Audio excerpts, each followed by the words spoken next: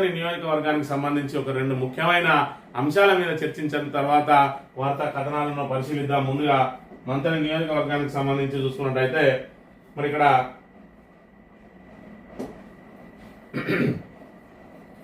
మహనీయుల మంతనిలో మహనీయుల చరిత్ర అనేది ఎవరికి కూడా వినపడకుండా 2014 వరకు కూడా మరి ఇక్కడ మహనీయుడు అంటే మానాన్ని అని చెప్పి ఊరూర శ్రీపాదరావు విగ్రహాలు పెట్టించిండు.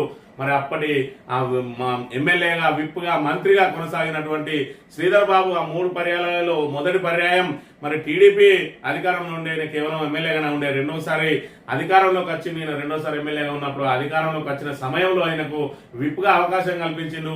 అప్పటి నుంచి మొదలు మరి ఇక్కడ శ్రీపాదరావు విగ్రహాలను ఊరూరా ఏర్పాటు చేయడంతో పాటు ఏ ఒక్క మహనీయుని విగ్రహాన్ని కూడా మరి ఏర్పాటు తాను చేయలేదు, ఎవరిని చేయని అని పరిస్థితి. ఒకవైపు అంబేద్కర్ విగ్రహాలను పెట్టుకోవాలన్నా కూడా నిర్బంధాల మధ్య మరి ఇక్కడ ఆవిష్కరణ చేసిన పరిస్థితి, మరోవైపు కేసుల పాలైన పరిస్థితిని మనం ఇక్కడ గమనించవచ్చు. అప్పుడు ఎంపీగా ఉన్నటువంటి మరి ఇక్కడ సుగుణ కుమార్కి మరి శ్రీధర్ బాబు కూడా అంబేద్కర్ విగ్రహాల విషయంలో మరి ఇక్కడ అనేక వాగ్వాదాలు జరిగిన పరిస్థితిని కూడా మనం ఇక్కడ చూడవచ్చు. ఈ నేపథ్యంలో మరి ఇక్కడ మహనీయులను ఏ విధంగా కనుమరుగు చేస్తా ఉన్నారు, ఇప్పుడు మళ్ళీ అధికారంలోకి వచ్చిన తర్వాత కూడా మహనీయుల పేర్లను కనుమరుగు చేసే కార్యక్రమం జరగబోతా ఉన్నది మంతని నియోజకవర్గంలో అనే విషయాన్ని మనం ఇక్కడ గమనించాలి. ఇక్కడ చూసుకున్నట్టయితే ఇది మరి ఇక్కడ శ్రీధర్ బాబు గారు మరి ఇక్కడ జనవరి 6వ తారీఖున, దీని శిలాఫలకం మీద 6వ తారీఖు ఉన్నది, ఫ్లెక్సీ మీద చూసుకున్నట్టయితే 7వ తారీఖు ఉన్నది. మరి 6వ తారీఖు అంటే సారు ఏ రోజు వస్తే ఆ రోజే ముహూర్తం సమయం. మరి ఇక్కడ ఎందుకంటే ఫుల్ బిజీ ఉంటాడు. రెండో మరి ఇక్కడ ఏదైతే నెంబర్ 2 మరి ముఖ్యమంత్రికి సలహాలు ఇచ్చేది శ్రీధర్ బాబే కాబట్టి మరి అక్కడ అత్యవసర పరిస్థితుల రీత్యా అనేక సార్లు ఆయన సమావేశాలు వాయిదా పడుతూనే ఉంటాయి. మరి ఆల్రెడీ అన్ని ఏర్పాట్లు చేసుకుని శిలాఫలకం కొట్టిన తర్వాత 7వ తేదీన వచ్చినట్టున్నాడు. మరి ఇక్కడ జనవరి 7న వేసుకున్నా కూడా జనవరి 7వ తేదీన కూరగాయల మార్కెట్ ఏదైతే మోడల్ వెజిటేబుల్ మార్కెట్ నిర్మాణానికి 10 లక్షల రూపాయలు శాంక్షన్ చేసిండు. కాటారం మరి ఇక్కడ మండల కేంద్రంలో కాటారంలో మరి ఇక్కడ వర్తక సంఘం వాళ్ళందరికీ కూడా మోడర్న్ కూరగాయల మరి ఇక్కడ స్టాల్స్ ఏర్పాటు చేస్తామని చెప్పి మరి శిలాఫలకం వేయడంతో అక్కడనే కూరగాయలు అమ్ముకున్న వాళ్ళందరూ కూడా మోడర్న్ ఏదైతే కూరగాయల దుకాణాలు పూర్తయ్యే వరకు మరి అక్కడ జాగాను ఖాళీ చేసి మరి ఇక్కడ వేరే షెటర్లు కిరాయి తీసుకుని ఉంటున్నారు. నెల రోజుల నుంచి ఇప్పటి వరకు అయితే అది మరి ఇక్కడ పనులు అయితే ప్రారంభం కాలేదు. మరి ఇక్కడ చూసుకున్నట్టయితే కానీ మరి ఇక్కడ దానికి మరి ఇక్కడ మంత్రి గారు చెప్పిన మాట ఏంటంటే అదనంగా మరో 30 లక్షల రూపాయలు ఇస్తా, ఇక్కడ సకల సౌకర్యాలు ఉండాలి, కుండపోత వాన పడ్డా కూడా మరి ఇక్కడ మా కూరగాయలు అమ్ముకునే నా అక్కా చెల్లెల మీద నీటి సుక్క పడద్దు అని చెప్పి అక్కడ పెద్ద మాటలు మాట్లాడింది. ఇప్పటికైతే మరి ఆ మిగతా పండుగ అతిగతి లేదు, ఇప్పటి వరకు దీనిలో తట్టెడు మట్టి తెలిసింది లేదు. నెల రోజుల నుంచి మరి ఇక్కడ ఎవరు కాంట్రాక్టర్ తెలియదు, ఇచ్చిందో తెలియదు. డిఎంఎఫ్టీ నిధుల నుంచి అయితే 10 లక్షలు చేసి ఆల్రెడీ శంకుస్థాపన చేసిన పరిస్థితిని అయితే మనం ఇక్కడ చూడవచ్చు. మరి ఇక్కడ శంకుస్థాపన చేసిన తర్వాత మరి ఈ అసలు విషయానికి వస్తే దీనికి ఏం పేరు పెట్టినారంటే దుద్దిల్ల శ్రీపాదరావు కూరగాయల మార్కెట్. ఏదైతే ఇప్పుడు కాటారంలో వీళ్ళు నిధులు కేటాయించిందో ప్రభుత్వ నిధులు, ఇదేది మరి ట్రస్ట్ నుంచి పెట్టిందో లేకపోతే శ్రీధర్ బాబు ఇంట్లోకెళ్ళి పెట్టిందో కాదు, మరి ఇక్కడ ప్రభుత్వ నిధులు డిఎంఎఫ్టీ నిధులతోటి మరి ఇక్కడ శ్రీపాదరావు కూరగాయల మార్కెట్ అంటే మరి శ్రీపాదరావు పేరు పెట్టద్దా అంటే పెట్టు తప్పులేదు, కానీ మరి ఆల్రెడీ మరి వీళ్ళు ఒక పేరును నిర్ణయించుకున్నారు. అది కూడా మరి గిరిజన వీరుడు అమరుడు కొమురం భీం కూరగాయల వర్తక సంఘం కాటారం అని చెప్పి వాళ్ళు ఇప్పటికే ఒక పేరును ఏర్పాటు చేసుకుని దాని ద్వారానే మరి ఇక్కడ ఏదైతే లెటర్ ప్యాడ్ కూడా పట్టించుకొని వివిధ మరి ప్రజా ప్రతినిధులకు కూడా దీని ద్వారానే రిప్రజెంటేషన్ చేస్తున్నారు, అధికారులకు రిప్రజెంటేషన్ చేస్తున్నారు. మా కూరగాయల మార్కెట్ లో సౌకర్యాలు లేవు, మరి సౌకర్యాలు కల్పించండి అని చెప్పి వాళ్ళు ఒక పేరు పెట్టుకుంటే ఈ కొమురం భీముకు మరి ఇక్కడ ఈ పేరును తొలగించి తాజాగా సార్ ఏం చేసిందంటే మా నాన్న పేరు పెట్టుకోండి అని చెప్పి దుద్దిల్ల శ్రీపాదరావు కూరగాయల మార్కెట్ అని పెట్టిను.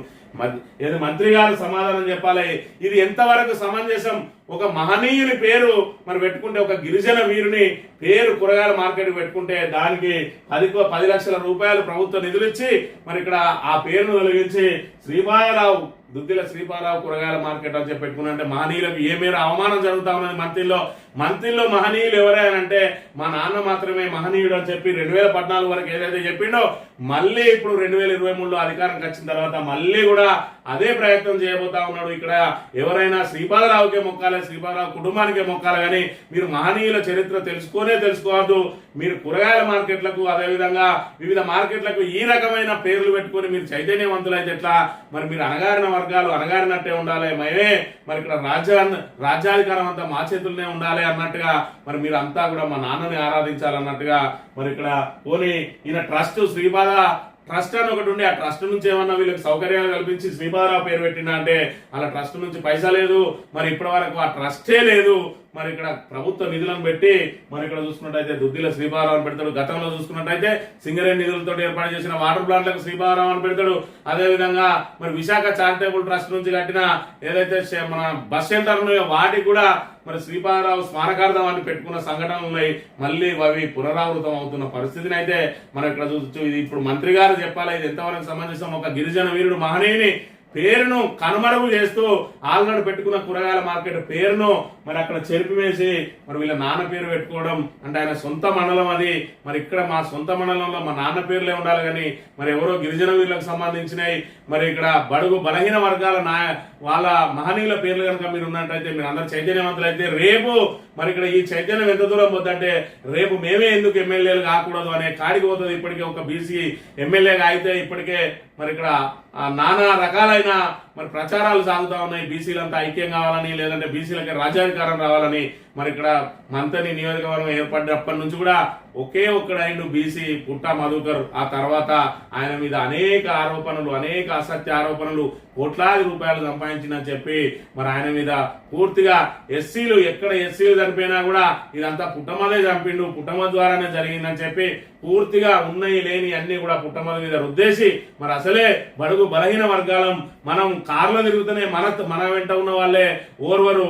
అలాంటిది ఒక ఎమ్మెల్యే అయిండు అంటే మనతో తిరిగేటోడు ఎమ్మెల్యే అవడేంది? మరి ఎక్కడి నుంచో వచ్చినోడే మనం లేలాలనే మరి ఏదైతే చిన్న మనస్తత్వం కలిగిన ప్రజలున్న ఈ ప్రాంతంలో మరి ఇక్కడ వీళ్ళు ఈ విధంగా రాజ్యాధికారాన్ని నడిపిస్తా ఉన్నారు. ఇప్పటి వరకు ఒకే ఒక బీసీ అయిండు, ఒకటే టర్మ్ అయిండు. ఆ తర్వాత ఆయనను మళ్ళీ వెనక్కి నెట్టేసి అసత్య ఆరోపణలతోటి